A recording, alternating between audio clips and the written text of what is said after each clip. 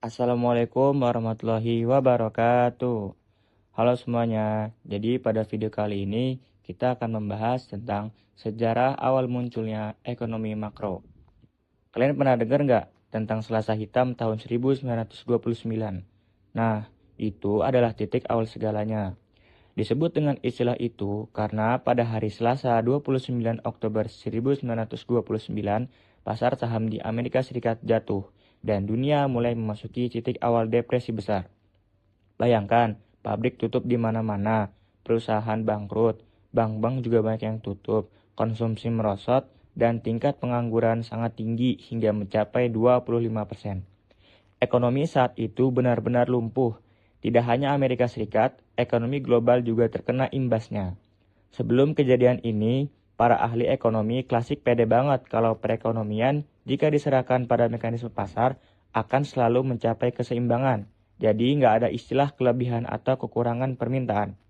Kalaupun ada, itu hanya sementara karena mereka percaya bahwa pasar bisa mengoreksi dirinya sendiri, sehingga bakal membawa perekonomian kembali dalam posisi keseimbangan. Mereka sepakat dengan teori Say yang bunyinya penawaran itu akan menciptakan permintaannya sendiri. Maksudnya gini, setiap berlangsungnya proses atau kegiatan produksi akan diberikan balasan jasa seperti upah kepada tenaga kerja, pendapatan sewa kepada orang-orang yang menyewakan faktor produksinya seperti tanah, tempat, atau lain-lainnya. Nah, nantinya upah atau pendapatan tersebut dapat mereka belanjakan untuk membeli barang atau jasa. Tapi nyatanya teori itu gagal ketika dihadapkan dengan adanya depresi besar yang terjadi pada masa itu.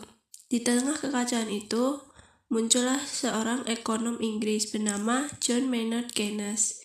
Dia kasih kritik pedas buat teori klasik lewat bukunya yang terkenal dengan judul The General Theory of Employment, Interest, and Money. Keynes bilang, gak bisa begitu. Menurutnya faktor masalah dari depresi besar saat itu ialah kurangnya permintaan agregat.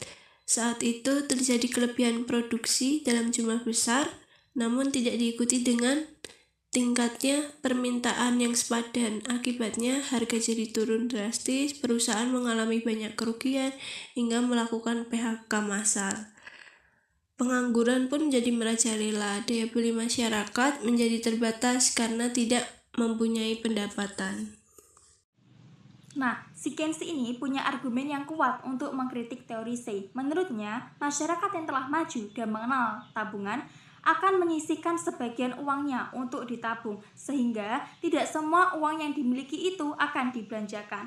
Nah, akibatnya jumlah barang yang diproduksi atau ditawarkan itu lebih banyak daripada jumlah permintaan konsumen. Keynes juga mengkritik pandangan kaum klasik yang mengatakan bahwa orang-orang bersedia bekerja meskipun dibayar dengan upah yang minim. Kaum klasik percaya hal ini bisa dijadikan solusi untuk mengurangi angka pengangguran. Nah, si Keynes justru berpendapat sebaliknya. Menurut Keynes, tidak semua tenaga kerja itu mau dibayar dengan upah yang minim. Apalagi, tenaga kerja juga tergabung dalam serikat pekerja, yang mana serikat pekerja tentunya nggak akan tinggal diam ketika tenaga kerja diberikan upah yang minim. Nah, hal inilah menjadikan Keynes berpendapat bahwa tidak semua angkatan kerja itu akan terserap dalam lapangan pekerjaan. Jadinya, hal tersebut justru memicu angka pengangguran yang semakin tinggi. Hal inilah yang menyebabkan teori klasik terasa tidak relevan untuk mengatasi depresi besar yang terjadi pada saat itu.